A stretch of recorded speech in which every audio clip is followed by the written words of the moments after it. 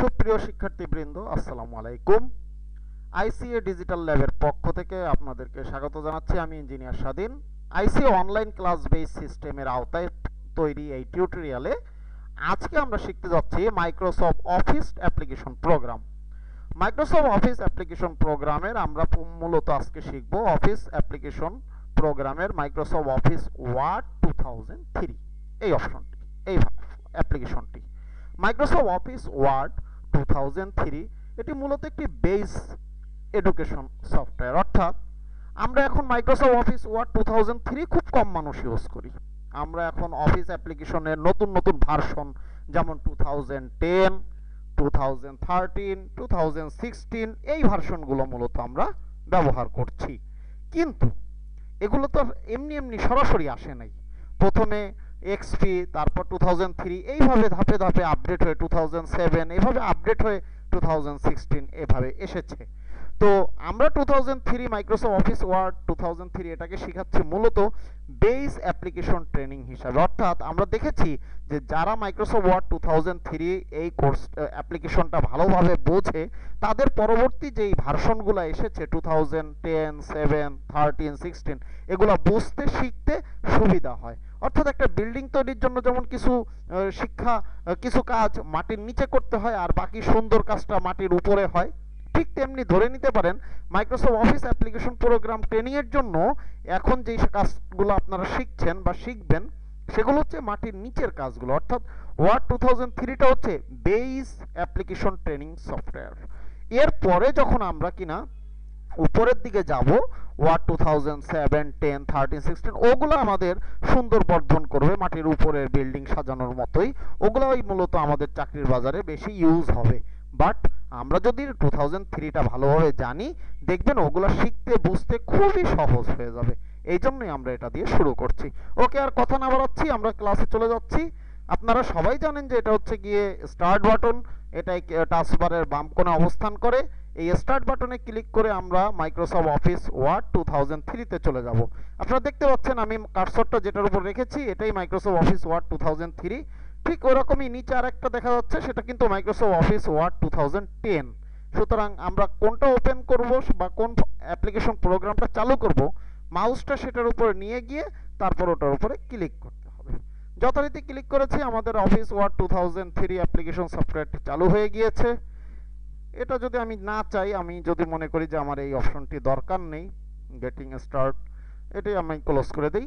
এটা চলে গেল, আমার পেজটা চলে এসেছে। এইটা হচ্ছে আমার মাইক্রোসফট অফিস ওয়ার্ডের পেজ। পেজের নিচের দিকে ফুটার বা অপশন, উপরে header option, left option, right option, margin করাই আছে। আমি এখানে টাইপ করতে পারি এবং এগুলো আমরা পর্যায়ক্রমে আস্তে আস্তে শিখবো। আমরা আজকে প্রথমে টাইপ দিয়ে শুরু করছি। আমি লেখা শুরু করলাম। আপনারা জানেন কিবোর্ড দিয়ে আমি লিখলেই এখানে লেখা শুরু হয়ে গেল। এভাবে আমি বড় হাত ছোট হাতের লেখা শুরু করে দিয়েছি। আমি লিখছি, ধরি আমার এই লেখাগুলো কমপ্লিট হয়েছে, আমি কিবোর্ড দিয়েই টাইপ করেছি। এখন লেখাগুলোর বাম পাশটা কি সুন্দর সুন্দর করে লাইন বাই লাইন সাজানো থাকলেও ডান পাশের লাইনগুলো একটুও সমানুপাতিক নয়।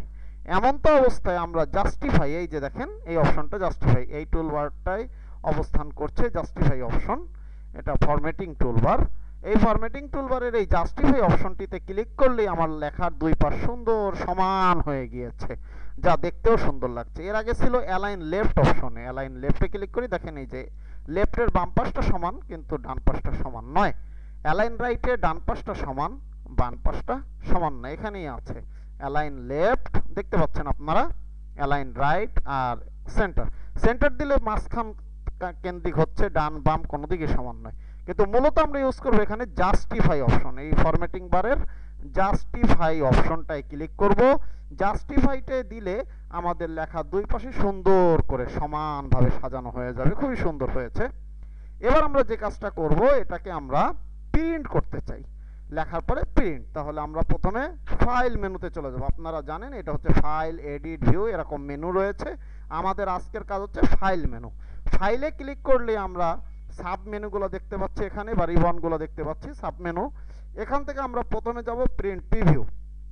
এটাই ক্লিক করার সাথে সাথেই দেখেন লেখাটাকে ছোট করে এখানে দেখাচ্ছে। এক পেজের মধ্যে আপনি ক্লিক করলেই দেখতে পাচ্ছেন এক পেজের মধ্যে কতটুকু লেখা হয়েছে আর কতটুকু অবশিষ্ট রয়েছে সেটা আমি এখানে দেখতে পাচ্ছি। এটা হচ্ছে প্রিভিউটা দেখে নিলাম, প্রিভিউ থেকে বের হয়ে আসবো এই ক্লোজ দিয়ে, খুব সুন্দরভাবে বেরিয়ে আসলাম।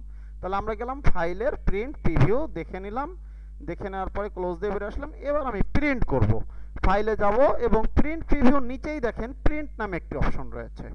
এই প্রিন্টে ক্লিক করলাম এবং যথারীতি কারেন্ট পেজ অপশন, এখানে আমরা কারেন্ট পেজ দেব, যে আমি এই পেজটাই প্রিন্ট করতে চাচ্ছি, এই জন্য কারেন্ট পেজ। কয় কপি? 1 কপি দেওয়া আছে। আপনি যদি 2 কপি প্রিন্ট করতে চান তাহলে উপরের তীরে ক্লিক করলে এই একই পেজ ফটোকপির মতো 2টা কপি বের হবে। 3টা বের করতে চাইলে উপরের তীরে ক্লিক করলে 3 হয়ে গেছে, ফটোকপির মতো 3টা বের হবে, একই জিনিস। আবার নিচেরটায় ক্লিক করে আমরা কমায়া ফেলতে পারি, এই 1। তাহলে কারেন্ট পেজ দিলাম এই পেজটা প্রিন্ট করার জন্য, আর এখানে 1 দিয়ে ওকে দিয়ে দিলাম, এই পেজটা প্রিন্ট বের হয়ে যাবে। প্রিন্টার বন্ধ আছে তাই এই অপশনটা এসেছে, প্রিন্টার থাকলে আর এইটা আসবে না, যথারীতি প্রিন্ট বের হয়ে যাবে। এটা ক্লোজ করে দিলাম। এই পর্যায়ে আমরা এটাকে সেভ করে রাখবো। ফাইলে যাব এবং যথারীতি সেভ অপশনে ক্লিক করব। সেভ অপশনে ক্লিক করার পরে এখানে আমি কোথায় ক্লিক করতে চাই, ডকুমেন্টে মাই ডকুমেন্ট ডেস্কটপ, আমি মাই ডকুমেন্ট দিলাম এবং আমি কি নামে সেভ করব, আমি দিচ্ছি আইসিএ ফাইল। আইসিএ ফাইল নামে আমি এটাকে সেভ করছি, মাই ডকুমেন্টের মধ্যে আইসিএ ফাইল দিয়ে এটাকে সেভ করে দিলাম। এবং এখন আমি এটাকে ক্লোজ করতে চাইলে আমরা সেভ কিন্তু খুব সহজ, ফাইলে গেলাম, সেভে গেলাম, নাম লিখলাম, সেভ দিয়ে দিলাম। এবার ক্লোজ করব, ফাইলের ক্লোজ দেওয়ার সাথে সাথে ফাইলের ক্লোজ, ফাইলটা চলে গেছে নাই। এখন এই ফাইলটা আবার বের করতে আমাকে ফাইলেরই ওপেন অপশন ব্যবহার করতে হবে। ওপেনে গিয়ে আমি যেই নাম, যেখানে ফাইলটা সেভ করছি মাই ডকুমেন্টে গেলাম এবং যেই নামে সেভ করছি নামে ক্লিক করেই ওপেন দিতে পারি, অথবা নামটা এখানে লেখাও যায়, চাইলে আমরা এখানে আইসিএ ফাইল কথাটা লিখতেও পারি। এই যে লেখার পরেও ওপেন দেওয়া যায়, অথবা ফাইলটায় ক্লিক করে ওপেন দিলেও ওই ফাইলটা ওপেন হয়ে যাবে। এভাবে আমরা ফাইলকে ফাইলের প্রিন্ট প্রিভিউর মাধ্যমে দেখব। ক্লোজ দিয়ে বের হয়ে গেলাম।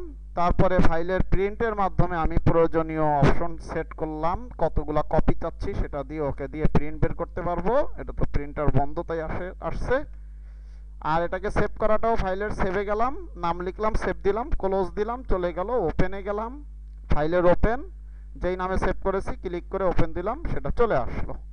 আবার যদি এই ফাইলটা লিখতে চাই এখানে ক্লিক করে আরও লেখার দরকার পড়লে আমি আরও লিখতে পারবো। যদি এটাকে অন্য নামে সেভ করতে চাই তাহলে ফাইলের সেভ অ্যাজ, এখন যতই সেভ দেই এটা সেভ হবে কিন্তু নতুন নামে আর সেভ করা যাবে না, এই আইসিএ ফাইলের মধ্যেই এটা সেভ হতে থাকবে। আমি যদি নতুন নামে সেভ করতে চাই তাহলে ফাইলের সেভ অ্যাজ ব্যবহার করতে হবে এবং সেখানে গিয়ে আমি নতুন নাম আইসিএ ফাইল 2 দিলাম, নতুন নাম লিখে সেভ দিয়ে দিলাম। তাহলে এখন ফাইলের ক্লোজ দেই এবং ওপেন দিয়ে আমরা দেখি যে এখানে আপনি 2টা অপশন পেয়ে যাচ্ছেন। একটি অপশন হচ্ছে ফাইল, শুধু ফাইল আইসিএ ফাইল, আর একটা হচ্ছে আইসিএ ফাইল 2, কারণ এটা দ্বিতীয়টা। আমার যেটা প্রয়োজন সেটাই ক্লিক করে ওপেন দিলেই আমার সেই ফাইলটা ওপেন হয়ে যাবে। এখন আমি আইসিএ ফাইল 2 ওপেন করেছি। এখন যদি আপনি চান যে আমি আইসিএ ফাইল যেটা আছে সেটাকে আমি রাখবো না, তাহলে ফাইলের ওপেনে গেলাম এবং আইসিএ ফাইলটাতে ক্লিক করে কিবোর্ডের ডিলিট, অথবা এখানে রাইট ক্লিক করলেও আপনি এখানেও ডিলিট পাবেন। কিবোর্ডের ডিলিট দিলেও হবে, বা এখানে রাইট ক্লিক করে ডিলিট বাটনে ক্লিক করে দিলেই ওই ফাইলটা ডিলিট হয়ে যাবে। আইসিএ ফাইলটা আর নাই, এখন শুধুই আইসিএ ফাইল 2ই রয়েছে। অর্থাৎ ফাইলের ওপেনে গিয়ে এখান থেকে যেই ফাইলটা দরকার নেই সেটা রাইট ক্লিক করে ডিলিট বাটনে ক্লিক করলেই সেই ফাইলটা চলে যাবে। এখন এইটা কিন্তু যাবে না, কারণ আমার তো এই ফাইলটা ওপেন অবস্থায় আছে। আমরা চাইলে ফাইলের ক্লোজ ব্যবহার করে ক্লোজ করি এবং ওইটাও আবার ওপেনে গিয়ে আমরা যদি চাই এটাকে ওপেন করব না ডিলিট করব, রাইট বাটন ক্লিক করে ডিলিট, অথবা ক্লিক করে কিবোর্ডের ডিলিট বাটনটা চাপ দিলেও সেটা কিন্তু ডিলিট হয়ে যাবে। জি, চলে গেছে, আইসিএ ফাইল নেই। এখন ক্লোজ করে দিলাম। এখন আমি এখানে লিখবো কিভাবে, তাহলে ফাইলের নিউতে চলে যাই। নিউতে গিয়ে ব্ল্যাঙ্ক ডকুমেন্ট, আবার দেখি ফাইল নিউ এবং ব্ল্যাঙ্ক ডকুমেন্টে ক্লিক করার সাথে সাথে একটি সুন্দর সাদা পেজ চলে এসেছে। আমরা চাইলেই এখন এখানে লিখতে পারি। এখন আপনার প্রশ্ন আসতে পারে যে মার্জিনগুলা, এই যে এই মার্জিনগুলো যে সেট করা থাকে, এগুলো যদি আমার কমানো দরকার পড়ে বা বাড়ানো দরকার পড়ে তাহলে আমি কি করব? সেটাও কিন্তু ফাইল থেকেই করা যায়, সেটাকে বলে ফাইলের পেজ সেটআপ। ফাইলের পেজ সেটআপ এই অপশনে গিয়ে এখানে টপ বলতে উপরের কথা বুঝাইছে, লেফট বলতে বাম পাশ, রাইট বলতে ডান পাশ, বটম বলতে পেজের নিচের অংশ। আমি টপ এই উপরের অপশনে ক্লিক করে বাড়িয়ে দিতে পারি, অথবা নিচের অংশ ক্লিক করে কমিয়েও দিতে পারি। আমি বাড়িয়ে দিলাম। এইভাবে লেফট রাইট বটম চারদিকে আপনি বাড়াতে এবং কমাতে পারেন। উপরেরটায় ক্লিক করলে বাড়বে, নিচেরটায় ক্লিক করলে কমবে। এরপরে ওকে দেওয়ার সাথে সাথেই দেখবেন আপনার পেজের মার্জিনটা সেইভাবে সেট আপ হয়ে গেছে। আমি টপ বাড়িয়ে দিয়েছি, টপ বেড়ে গেছে, লেফট রাইট বাড়াই নাই, লেফট রাইট বাড়েও নাই। আবার ফাইলের পেজ সেট আপে যাই, ওখানে গিয়ে আমি আবার নিচেরটায় ক্লিক করে করে সুন্দর করে কমিয়ে ফেলতে পারছি, টপেরটাই কমাচ্ছি। ওকে দেখেন টপের মার্জিন অটোমেটিক্যালি কমে গেছে। তার মানে এইভাবে ফাইলের পেজ সেটআপ ব্যবহার করে আমরা টপের মার্জিন কন্ট্রোল করতে পারি, লেফটের মার্জিন কন্ট্রোল করতে পারি, রাইটের মার্জিন কন্ট্রোল করতে পারি, বটমের মার্জিনও কন্ট্রোল করতে পারি। আরেকটি অপশন পেজ সেটআপে রয়েছে, সেটা হচ্ছে পোর্ট্রেট আর ল্যান্ডস্কেপ। আপনারা হয়তো দেখবেন বই পুস্তক একটি পাতার ভিতরে দুটি অংশ থাকে, অর্থাৎ চ্যাপ্টা করে থাকে, অথবা অনেক সময় দেখা যায় বিভিন্ন সার্কুলার সোজা অবস্থায় না থেকে একটু ঘোরানো অবস্থায় থাকে, সেই ক্ষেত্রে এই অপশনটা ইউজ করা হয়।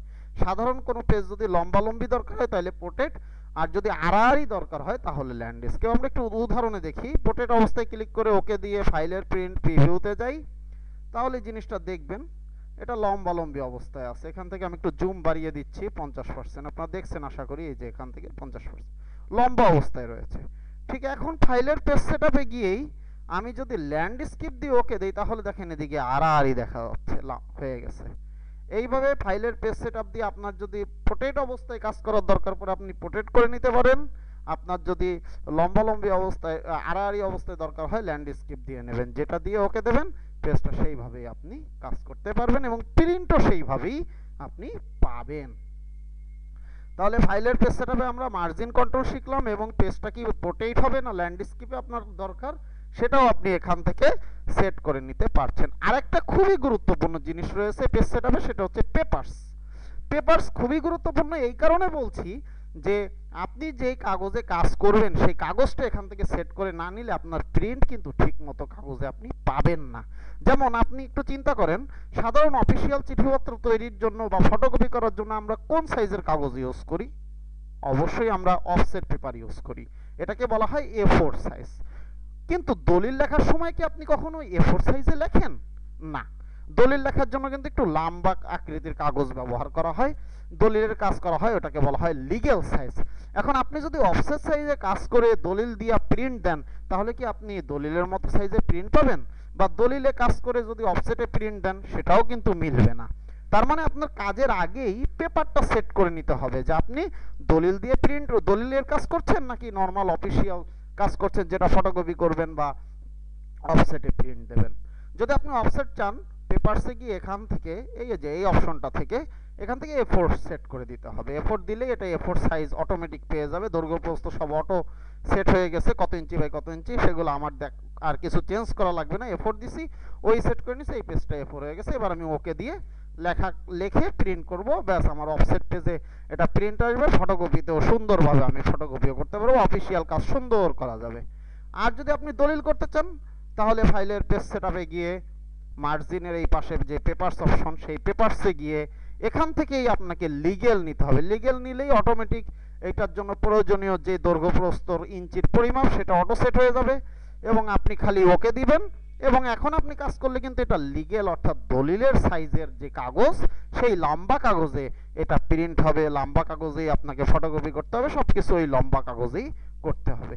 এইভাবে ফাইলের পেজ সেটআপ ব্যবহার করে আপনাকে মার্জিন সেট করে নিতে হবে, পেজটি লম্বা না ল্যান্ডস্কেপ হবে সেটা সেট করতে হবে, এবং পেপারস খুবই গুরুত্বপূর্ণ, যেটা পেপারস এটা অফিসিয়াল কাজের জন্য A4 সাইজ অফসেট পেপারস, আর দলিলিক কাজের জন্য লিগ্যাল সাইজ, যেটা দরকার প্রয়োজন মতো সেটা সেটআপ নিয়ে তারপরে ওকে দিয়ে এরপর আপনি টাইপের কাজ করবেন, প্রিন্ট, সেভ, ক্লোজ, ওপেন, এগুলো যেরকম আগে শিখিয়েছি সেইভাবেই করতে হবে। আশা করি আজকের ক্লাসটা আপনাদের ভালো লেগেছে। ফাইলের বিস্তারিত আমি আপনাদের তুলে ধরার চেষ্টা করেছি, আশা করি আপনারা পারবেন। তারপরেও কোনো সমস্যা হইলে তো আমাদের সাথে অবশ্যই যোগাযোগ করবেন, আমাদের স্যারদের সাথে যোগাযোগ করবেন, তারা আপনাদেরকে সাহায্য করবে। ধন্যবাদ। আমি এখন ফাইল থেকে এক্সিটের মাধ্যমে প্রোগ্রামটা ক্লোজ করে দিচ্ছি। ফাইলের এক্সিট ব্যবহার করে আমি এই প্রোগ্রামটি ক্লোজ করতে পারি। এখানে আমি সেভ করব কিনা জিজ্ঞেস করছেন না, আমি তো সেভ করার ফাইল আগেই সেভ করে ফেলেছি, এটা আর সেভ করব না, তাই আমি নো দিয়ে দিচ্ছি, এটা চলে গেল।